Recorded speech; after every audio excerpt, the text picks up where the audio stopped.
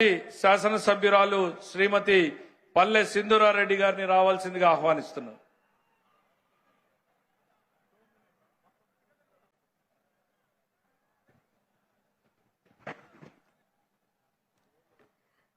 అందరికీ నమస్కారం.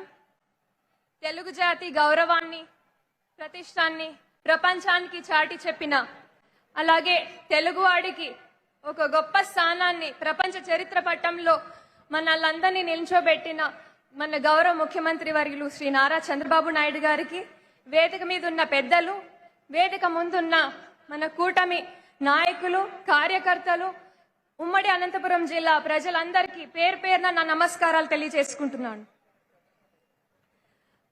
ఒకవైపు అభివృద్ధి, ఇంకోవైపు సంక్షేమాన్ని ఒకే తాటిపై నడిపిస్తూ ఈక్వల్ ఇంపార్టెన్స్ ఇస్తూ ముందుకు తీసుకెళ్తున్న ఏకైక ప్రభుత్వం మన కూటమి ప్రభుత్వం అని నేను గర్వంగా చెప్పుకుంటాను.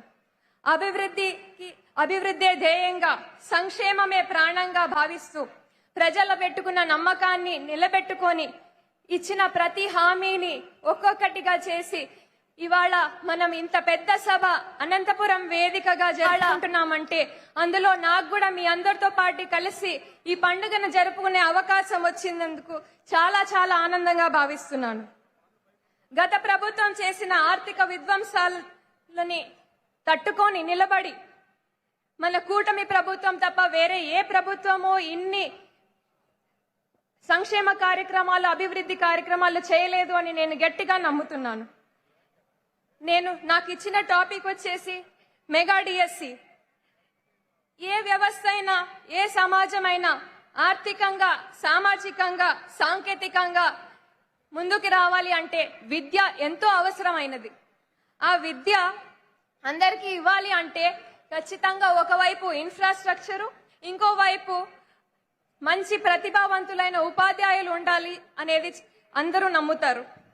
గత ప్రభుత్వం చేసిన తప్పిదాల వల్ల అందని ద్రాక్షగా ఒక కలగా మిగిలిపోయిన డిఎస్సి నోటిఫికేషన్ ఇవాళ విడుదలై వేలాది మందికి ఉపాధి కల్పిస్తూ లక్షలాది మందికి ఒక భరోసాని విద్యార్థులకి ఇచ్చిన ఒక గొప్ప నాయకుడు, మన విజనరీ లీడర్ మన చంద్రబాబు నాయుడు గారని గొప్పగా చెప్పుకుంటాను నేను.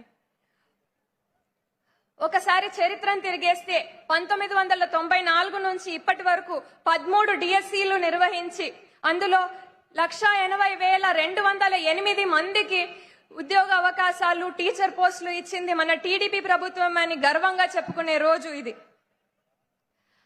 అదే విధంగా అదే బాటలో నడుస్తూ మన